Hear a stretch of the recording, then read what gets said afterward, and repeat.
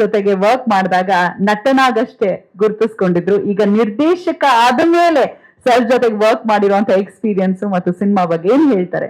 ನಾನು ಅದೇ ಹೇಳ್ಬೇಕು, 2 ಸಿನಿಮಾ ಕೆಲಸ ಮಾಡಿದಾಗ ಅವಾಗ ಬರೀ ಹೀರೋ ಅವರು, ಇವಾಗ ಡೈರೆಕ್ಟರ್ ಆಗಿದಾರಲ್ಲ, ಹೇಗಪ್ಪ ಅವ್ರ ಜೊತೆಲಿ ಕೆಲಸ ಮಾಡೋದು ಅಂತ ಅನ್ಸಿತ್ತು. ಆದ್ರೆ ವ್ಯತ್ಯಾಸ ತುಂಬಾ ಕಾಣ್ತು ನನಗೆ.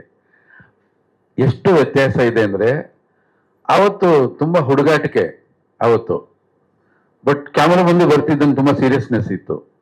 ಬಟ್ ಈಗ ಪಕ್ವವಾಗಿದ್ದಾರೆ ಅವರು. ಬದುಕು ಅವರನ್ನ ಬಹಳಷ್ಟು ತಿದ್ದಿ ಬೆಳೆಸಿದೆ. ಹಾಗಾಗಿ ಒಬ್ಬ ಜವಾಬ್ದಾರಿ ಇರ್ತಕ್ಕಂಥ ಕಲಾವಿದನ್ನ, ಜವಾಬ್ದಾರಿ ಇರ್ತಕ್ಕಂಥ ನಿರ್ದೇಶಕನ್ನ ನಾನು ಈ ಸಿನಿಮಾದಲ್ಲಿ ಡೈರೆಕ್ಟ್ ಮಾಡಿದ್ದೀನಿ. ಅದು ತುಂಬಾ ಖುಷಿಯಾದಂಥ ವಿಚಾರ. ಆಮೇಲೆ ಯಾವಾಗಲೂ ಹೇಳ್ತಾ ಇರ್ತೀನಿ, ಅವ್ರು ಒಪ್ಕೊಳ್ಳೋವರೆಗೂ ಸ್ವಲ್ಪ ಕಷ್ಟ. ಒಪ್ಕೊಂಡ್ಮೇಲೆ ಸಿನಿಮಾ ಹೇಗ್ ಮುಗಿಯುತ್ತೆ ಅಂತ ನಮಗ್ ಗೊತ್ತೇ ಆಗಲ್ಲ. ಸಾಸುವೆ ಕಾಳಿನಷ್ಟು ತೊಂದರೆಯನ್ನ ನಿರ್ಮಾಪಕರಿಗಾಗ್ಲಿ ನಿರ್ದೇಶಕರಿಗಾಗ್ಲಿ ಅವ್ರು ಕೊಡೋದೇ ಇಲ್ಲ. ಅಷ್ಟು ಡೆಡಿಕೇಶನ್. ಒನ್ಸ್ ಕ್ಯಾರವನ್ ಇಂದ ಸೆಟ್ಗೆ ಬಂದ್ಮೇಲೆ ಶಾರ್ಟ್ ರೆಡಿ ಕರ್ಕೊಂಡ್ ಹೋಗಪ್ಪ ಅಂತ ಅಸಿಸ್ಟೆಂಟ್ ಡೈರೆಕ್ಟರ್ ನಾನು ಹೇಳೋ ಅವಶ್ಯಕತೆನೇ ಇಲ್ಲ. ಅಲ್ಲೇ ಇರ್ತಾರೆ, ಬಂದು ನಿಂತ್ಕೋತಾರೆ. ಆ ಶಾರ್ಟ್ ಅನ್ನು ಎಷ್ಟು ಚೆನ್ನಾಗಿ ಕೊಡ್ತಾರೆ ಅಂದ್ರೆ, ನಾವು ಏನ್ ನಿರೀಕ್ಷೆ ಮಾಡ್ತೀವಿ ಅದಕ್ಕಿಂತ ಅದ್ಭುತವಾಗಿ ಈ ಸಿನಿಮಾ ನೀವು ನೋಡಿ ತುಂಬಾ ಖುಷಿ ಪಡ್ತೀರಾ.